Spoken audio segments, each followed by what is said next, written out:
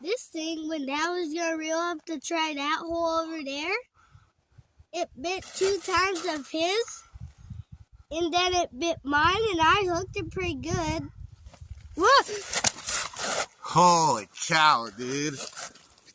And it took me over 6 minutes to fight this thing to get it out of the hole. I was using one of those big Wonder Breads with the green alien jig. There he is. Good job, dude. Is it a big one? I don't know. Ooh, be careful. Get some of this. Reel on him. Reel on him. Hang on. Stop. He doesn't really want to come out. You got him? Oh my goodness, dude!